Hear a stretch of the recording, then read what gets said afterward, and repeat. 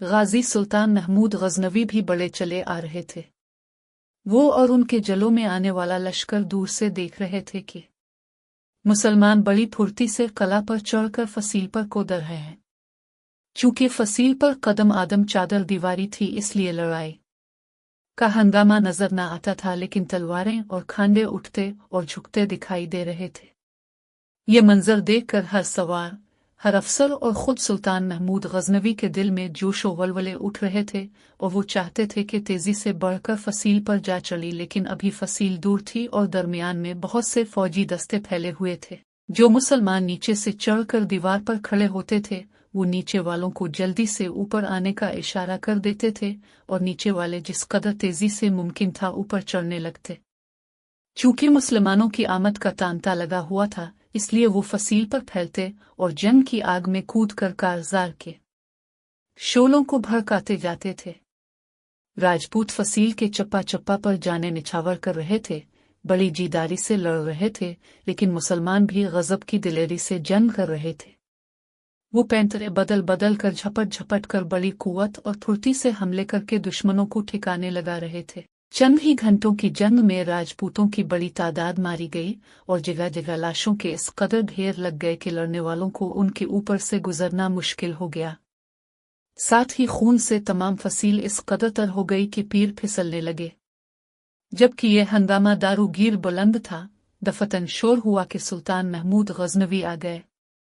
मुसलमान इस शोर को सुनकर पहले से भी ज्यादा सरफरोशी से लड़ने लगे और कुछ इस बेजिगरी से हमला आवर हुए कि राजपूत उनका मुकाबला ही कर सके।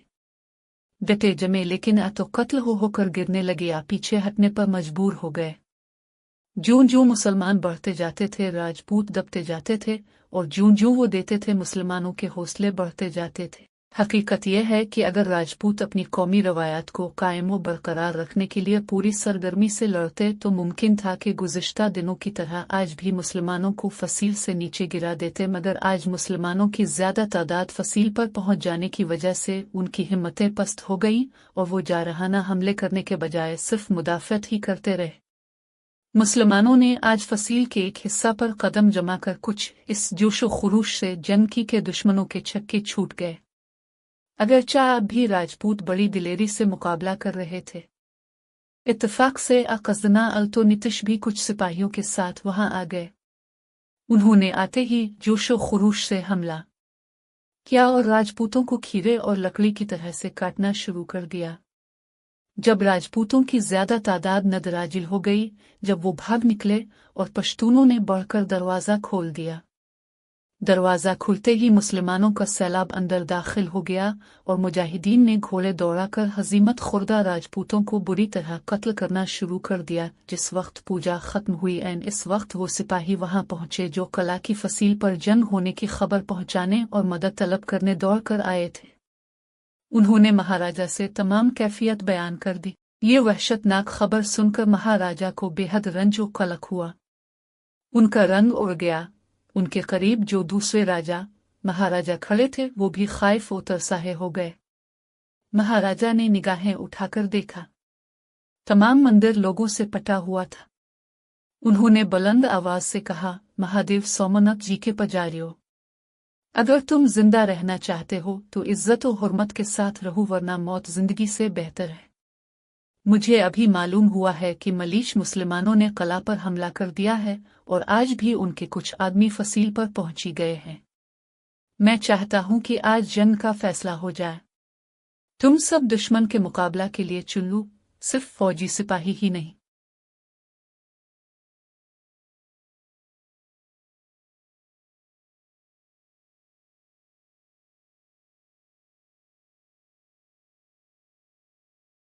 बल्कि सोमनाथ का हर नौजवान आज जंग की आग में कूद पड़े और हर शख्स कम से कम एक एक मुसलमान को मार डाले। इस तरह तुम बहुत जल्द मुसलमानों का खात्मा कर डालोगे और आज ही फतह के झंडे लहरा दोगे। अब एक लम्हा का तवक्कुफ न करो, अभी चलो, औरतों और बच्चों को घर भेज दो। महादेव सोमनाथ जी की ये आखिरी और शानदार मदद है। रहती दुनिया तक तुम्हारा नाम और तुम्हारा ये कारनामा जिंदा बाकी रहेगा। छूटियां सुनकर लोगों के दिलों में कुछ इस किस्म का जोश व जज्बा पैदा हुआ कि सब सरफरोश आमादा हो गए। सब ने नारे लगाए, सोमनाथ महादेव जी की जय, भारत माता की जय, भारत के सूरमाओं की जय, महाराजा सोमनाथ की है। इन पहम जयकारों से न सिर्फ मंदिर ही गूंज उठा बल्कि शहर और कला भी गूंजने लगे। फौरन ही राजपूतों के दस्ते कतार दर कतार अफसरों, राजाओं और मायराजाओं की सरकर्दगी में रवाना हुए। इनके पीछे अवामल नास मुसल्लाह होकर चल पड़े। मंदिर में कुछ असलहाजात भी जमा रहते थे। महापुजारी ने उन हथियारों को तकसीम कर दिया और लोग उन हथियारों को मुतबर्रिक समझकर बड़ी शान के साथ रवाना हुए। महाराजा सोमनाथ भी अपने रसाल खास को जलों में लेकर चले। जो औरतें और बच्चे मंदिर में रह गए थे उन्हें कुछ आदमी अपने साथ लेकर शहर की जानिब चले। जब ये अजीम अलशान लश्कर शहर को उबूर करके कला के सामने पहुंचा तो मुसलमानों को कला में घुसते हुए देखा। ये गैर मुतवक्के नज़ारा देखकर राजपूतों के हवास बाख्ता हो गए। महाराजा को इस कदर सदमा हुआ के बावजूद जब्त करने के आंखों से आंसुओं के दो मोटे कतरे निकलकर रुखसारों पर बह गए। लेकिन फौरन ही उन्होंने रुमाल से पूंछ डाले और बुलंद आवाज से बोले, राजपूतों, आज तुम्हारी बहादुरी का इम्तिहान है। मुल्क और कौम की हुर्मत पर कित मर्द या दुश्मन को काट डालो। अगर तुम में जरा भी कम हमती और बुजदिली की तो पश्तून तुम्हारे टुकड़े टुकड़े कर डालेंगे और तुम्हारी अमलाक पर काबिज होकर तुम्हारी औरतों को कनीज में और तुम्हारे बच्चों को गुलाम बना लेंगे। इसके अलावा तुम खूब जानते हो कि सुल्तान महमूद गजनवी को हमारे देवी देवताओं से बीर है। वो हमारे मंदिरों को खोद डालेगा और हमारे देवताओं की मूर्तियों को तोड़कर फेंक देगा। तुम ये दर्दनाक नज़ारा देखने से पहले या तो खुद फना हो जाओ और दुश्मनों को फना कर डालो। महादेव सोमनाथ जी तुम्हें देख रहे हैं। तुम अभी उनकी पूजा किए चले आ रहे हो। वो जरूर तुम्हारी मदद करेंगे। बोलो, महादेव सोमनाथ जी के जय।